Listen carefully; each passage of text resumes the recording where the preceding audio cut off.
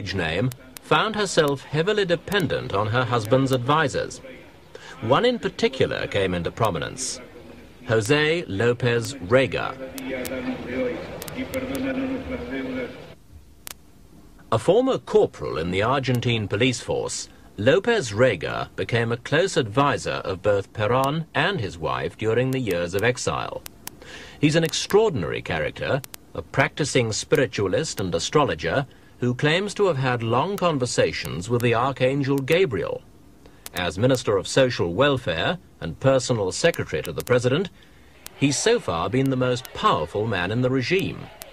But popular resentment against him has been so strong that the President has now had to sack him as minister, though she retains him as an advisor. Argentina's problems are not confined to economics. Political violence is on the increase.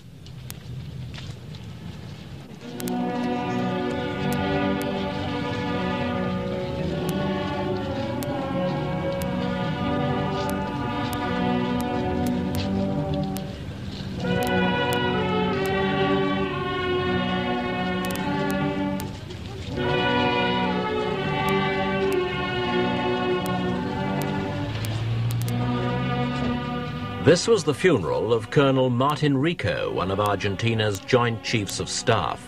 He was gunned down in March by left-wing guerrillas. Over the last 12 months, political assassinations by left and right-wing groups have claimed nearly 500 lives.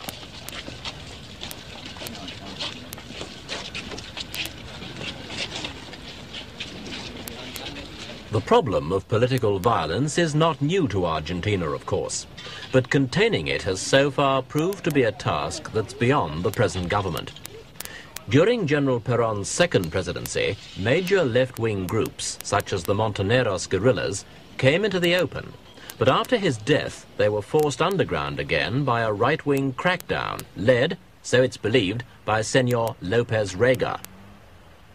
Last September, the Montoneros staged their biggest coup yet. Two top industrialists, Juan and Jorge Born, were kidnapped and held to ransom. Last month, their company paid up. They claimed at first they'd paid $3 million, but the Montoneros insisted they'd got the full amount, $60 million. The brothers' company is one of the largest in Argentina, with a vast range of interests including food, textiles and chemicals. The guerrillas claimed the firm had effectively robbed the Argentinian people and the ransom was simply returning the money to its rightful owners. The government thought otherwise and immediately arrested the executives responsible for paying out the ransom. What worried them, of course, was the thought of just what the guerrillas could buy with $60 million. Keeping arms from the guerrillas has already proved impossible. This arms cache, discovered recently in Córdoba, was hailed as a major blow to the guerrillas, but victories on this scale are now clearly irrelevant. How then will the latest developments affect the guerrilla strategy? With the government still shaky after its defeat on the pay issue, are they now likely to step up their activities? We must remember that the great majority of the murders of the past year have been by right-wing terrorist groups. And this is one source of great unhappiness within the armed forces, because Mr. López Rega was closely associated with the most notorious of these groups, the Argentine Anti-Communist Alliance, called the AAA in Argentina, and greatly feared. They've been responsible for almost 500 murders on their own account. I think they will decrease now, and I think we will very shortly see the removal of the entire López Rega group from the government, and then on that side things will get better.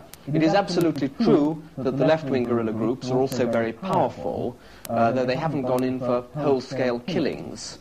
I think their power is likely to continue to increase. It's been on the ascendant since about 1970, and I don't think the present turn of events is really going to check their activities.